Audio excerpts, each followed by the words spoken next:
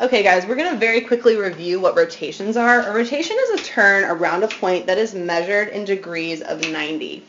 And for those of you that were not here on Friday and chose to take a little academic vacation, 90 degrees is one turn, 180 degrees is two turns, 270, three turns. And then if I'm turning my paper, I'm turning it like the hands of a clock. If I'm going clockwise, I'm going opposite the hands of a clock. So it's literally exactly what you think. If I'm turning my paper clockwise, I'm turning it to the right. If it's counterclockwise, I'm going to the left. And that's going to make much more sense to you people that weren't here on Friday, Alfred, once we start practicing.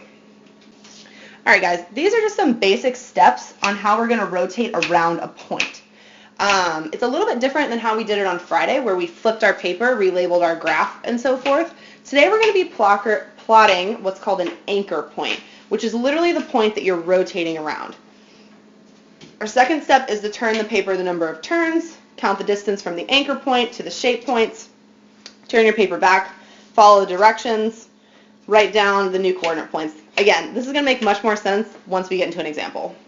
Hey guys, okay, so let's do our first example. Let's say I want to rotate this triangle around the point 3, 2, and let's say we'll rotate it 90 degrees counterclockwise. Now, 90 degrees is immediately going to tell me that it's just going to be one turn. And counterclockwise tells me I'm going to move my paper to the left. But my very first thing I need to do is I need to plot my anchor point of 3, 2. So I'm going to go to my graph, go to 3, go up to 2, boom, that's my anchor point. My next step is to turn my paper the number of degrees it told me. So it's going to be one turn to the left. Boom. All right, the next thing that I need to do is I need to count the distance from my anchor point to my points on my triangle. So if I start at my anchor point and I count down, C is 2 spaces down. And I'm just going to write my directions like that. I'm going to go back to my anchor point and I'm going to count down to B. So B is 1, 2, 3, 4, 5, 6 spaces down. Now I'm going to count over to A. A is 6 spaces down and 1, 2, 3, 4, 5 spaces to the left. Spaces down, 5 spaces to the left. Now what I'm going to do, you guys see how I've just drawn arrows down and to the left? Now what I'm going to do is I'm going to turn my paper back to normal, okay? And to plot my new triangle, I'm just going to follow my directions. And my directions were C was going to be 2 spaces down, B is going to be 6 down, and A is going to be 6 down and 5 to the left. So I'm going to start at my anchor point. I'm going to count down 2 spaces to where C is going to be. 1, 2. And that is going to become C prime. Now I'm going to go to B. B is 6 spaces down from my anchor spot. 1, 2, 3, 4, 5, 6. And that becomes B prime. Now A is 6 spaces down and 5 spaces to the left. So I'm going to count 1, 2, 3, 4, 5, 6, and 5 spaces to the left. 1, 2, 3, 4, 5. And that becomes A prime. I'm going to go ahead and draw my triangle. My last step here is just to write the coordinates of my triangle. So A prime is at -2, -4. B prime is at 3, -4. And C prime is at 3, 0. And that's it, guys. We've rotated this triangle 90 degrees counterclockwise around that point. Let's do another example.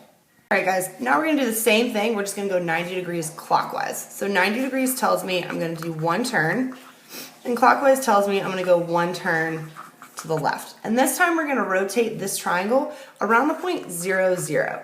0, 0 should tell you that that's going to be my origin, which is the same thing that we did on Friday. This is just a different way to do it. So the first thing I need to do is plot my anchor point, which is 0, 0. Now I need to turn my paper the number of times it's telling me. 90 degrees is one turn, and clockwise I'm going to turn my paper, turn my paper to the right, just like the hands of a clock. So turn my paper 1 turn to the right. Boom.